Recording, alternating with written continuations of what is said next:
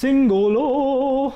Hi, I recently received a review copy of the Singolo, a collaboration between Kiwi ears and Crinacle, and it's a pleasure to review. Read, that means it is anything but boring. Now, as a reviewer, more often than not, you speak about things from the point of a enthusiast slash retail buyer. So I have to cover things like how much does it cost, what do you get for the money, and what kind of sound signature you get for the money. What are the technicalities? Is it worth that money in comparison with other things in that price point? But pulling back a little, sometimes it's worth talking about things from an enthusiast and collector and just an audiophile point of view. Now, the Singolo is a single dynamic driver IEM that's got a resonator inside that's 3D printed on the inside to assist in tuning a little, and as such it's a bit of a novelty. They sell it for $79, and truth be told, I think it's going to be a bit more expensive than that.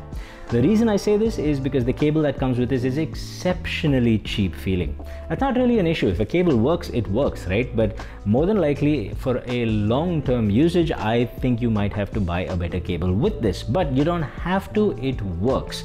What is more worrying though, and what you would have to spring for, I think, is the ear tips. Now, this could just be my ears, but nothing, and I mean nothing else, has ever fit my ear quite this badly, with the exception of one IEM I tried a long time ago. I don't remember which, but the silicone ear tips either didn't seal properly, or they constantly just kept falling out. It just kept pushing the IEM out. One way or the other, it was just impossible to get a good seal and a good fit. And if I don't get a good seal and a good fit, then usually you lose bass response and it just changes the frequency response, in which case it becomes ridiculously difficult for a reviewer to review the thing. How do you know how it sounds if it's not sounding the way it's supposed to sound, if it's not fitting the way it's supposed to fit? Fit is very important for IEMs, especially. Now, what I did was I reached for the EA500LM ear tips, which were just the ones on the table right next to this, because that also I have in for review now, and I put them on this. So any impressions I have is with the wrong ear tips, but I believe I can give you a rough picture of what it sounds like and whether that's worth it for you. Now, in terms of sound, this is a fun sounding IEM. This is not attempting, I think, to be neutral or balanced, well, somewhat balanced, but it is a well-tuned IEM for the most part, with just one caveat. Let's start with the bass first. This is punchy, this is fun, and it's got a ton of sub bass, and all of which sounds actually really nice and clear. Honestly, I really enjoy the bass on this one, and again, it's a fun bass, so there is a lot of sub bass in there. Now, in a lot of tracks, the sub bass, when it's boosted so much, tends to be all pervasive, and that may make you think that, you know, vocals, the whole track has body. But in fact, while it does have body in the sub bass, the mids are actually a little bit on the thinner, cleaner side, meaning this is not a warm sounding IEM.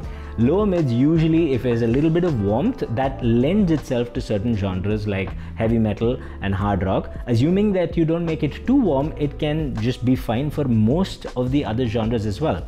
In this IEM's case, I believe it is good for almost all genres, but when you do listen to hard rock, heavy metal, anything that requires a little bit more body and gravitas in the lower mids, you might miss it just a little bit. Still, the mids sound very clean, really nice, and you can tell that the frequency response is going to look really, really nice and smooth, and in fact it does.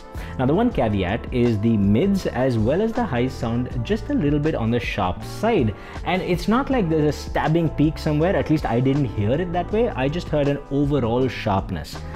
To me, I've heard much worse than this, so this is actually quite reasonable.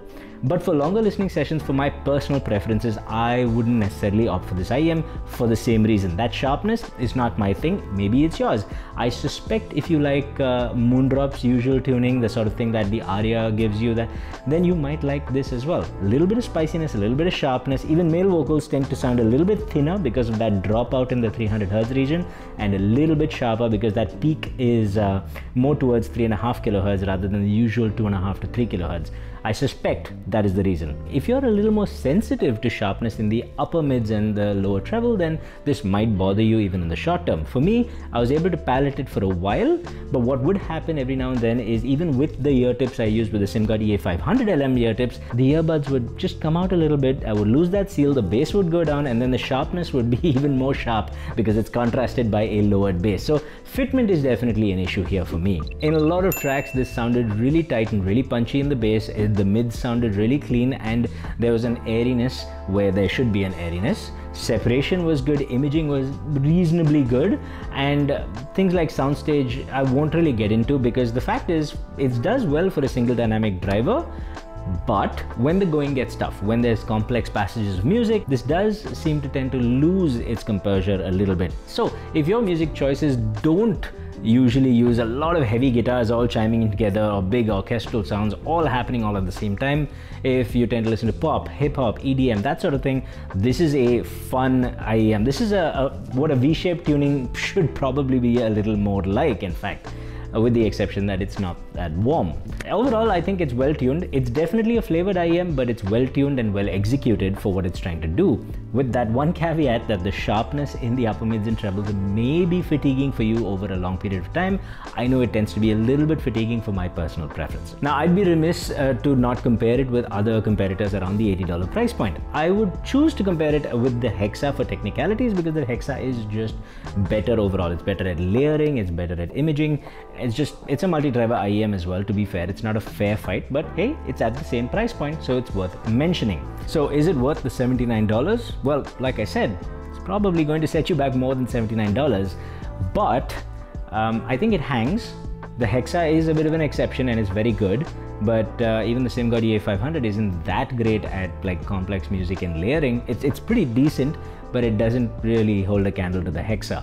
The Olina SE gives you a single dynamic driver flavor, but now the Singolo also gives you a different single dynamic flavor. So I think it does hang in that price point. I do think if they sell it for cheaper, or if they change up the silicone ear tips at least for a better fitment, I think that would be a much better value, and maybe you should factor that into your purchase decision or just budget for it. Now, this is from the point of view of a retail consumer. Now let me talk about it from a reviewer / enthusiast point of view.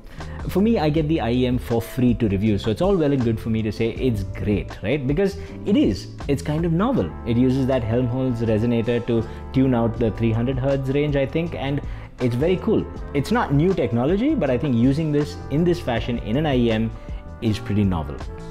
And I'm glad that I have a piece. And if you're a collector and if the $79 doesn't really matter to you, then I think it has a place in someone's collection. I really do.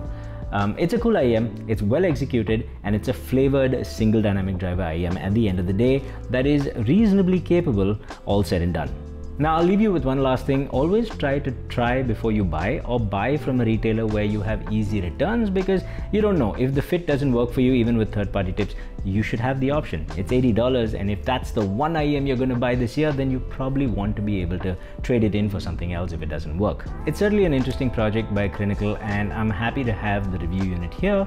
And from a collector's point of view, it's very cool, but from a consumer's point of view, it may even be justified to say that it should be sold a little bit cheaper for the quality of materials that come with the IEM. Question is, would you buy it? I'd generally be curious to know if you guys would actually go for this IEM. Also, would you like me to review the SimGod EA500LM? Because it's there on my desk, I can review it. Everybody's already done it. I don't know. You guys tell me and we'll make that video happen. Oh, and I forgot, people tell me to remind people to subscribe and stuff, so subscribe and stuff.